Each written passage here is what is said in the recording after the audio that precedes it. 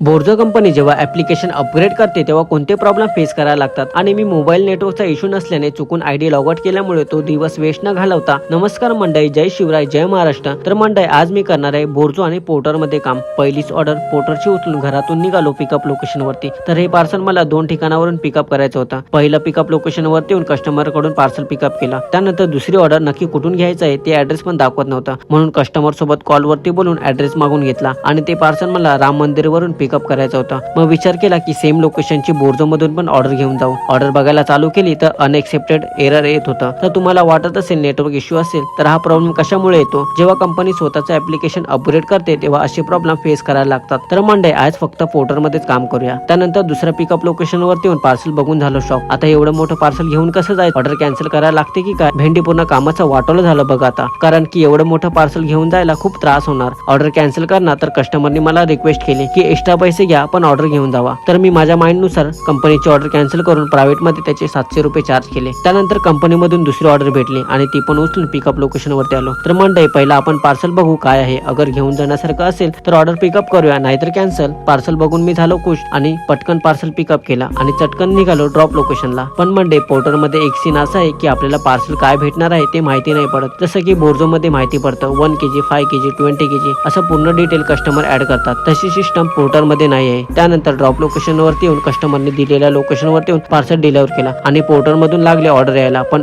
Private order होती म्हणून ID बंद करून निघालो दुसऱ्या ड्रॉप लोकेशनला. ब्रिज वरती चढलो, बघतो तर बाईक तर जाताना कोणती दिसत नाहीये. मान वरती करून बोर्ड बघितला तर नो एंट्री. ओ ये, वाचलो ना भाई. आणि काढली ब्रिज खालून गाडी. त्यानंतर पुढे गेल्यावरती या दादाची गाडी पण बंद पडली होती. मग त्याला पण मदत करून मला पण थोडं बरं वाटलं. त्यानंतर ड्रॉप लोकेशन वरती येऊन कस्टमर जवळ पार्सल डिलिव्हर केला. त्यानंतर विचार केला बोर्जोची परत आयडी चालू करून बघू ऑर्डर येत आहे की नाही. तर मंडळी, तुम्ही नेटवर्क इश्यू मुळे आयडी लॉग आउट केली असेल तर मंडळी, आपल्या भावाची पण आयडी आहे, तिचा पण आपण वापर करून बघू. तर मंडळी, इथे पण सेम प्रॉब्लेम येत आहे. त्यानंतर पोर्टर मधून बांद्रा बीचची ऑर्डर उचलून पिकअप लोकेशन वरती गेट वरती एंट्री करणार तर कस्टमर पण बिल्डिंग खालीच भेटले आणि पार्सल पिकअप करून निघालो ड्रॉप लोकेशनला. लोकेशन वरती येऊन बिल्डिंग मध्ये एंट्री करून पार्सल डिलिव्हर करणार आली कांदिवली बीचची ऑर्डर. पण काय भेंडी, 20 सेकंदाचा टायमर असल्यामुळे ती पण ऑर्डर दुसरा कोण घेऊन गेला. त्यानंतर ऑर्डर डिलिव्हर करून चार्जिंग 13% वरती आली होती आणि त्यामध्ये आपण एकच ऑर्डर मारू शकतो. त्यानंतर अंधेरी बीचची ऑर्डर उचलून पिकअप लोकेशन वरती येऊन पार्सल पिकअप करणार तर सर बोलले बाजूच्या शॉप मधून आहे आणि त्या शॉप मध्ये एंट्री मारणार तर आपले फॅमिली मेंबर भेटले आणि बोलले तू व्हिडिओ बनवतो ना, तुझ्या व्हिडिओ बघ. तर मंडळी, मला पण वाटलं नव्हतं एवढ्या लाखो क्रिएटर मध्ये मला पण कोण ओळखतील. त्यानंतर पार्सल पिकअप करून निघालो ड्रॉप लोकेशनला तर कस्टमरने एक बॅग द्यायला विसरले, मग ते पण पार्सल घेऊन निघालो ड्रॉप लोकेशनला. तर मंडळी, आपले असे व्हिडिओ बघणारे इंस्टा फॅमिली भेटली की वेगळाच आनंद होतो या. ड्रॉप लोकेशन वर मला पार्सल डिलिव्हर केला. तर मंडळी, व्हिडिओ शेवटपर्यंत पाहिला असेल तर भावाला फॉलो नक्की करा.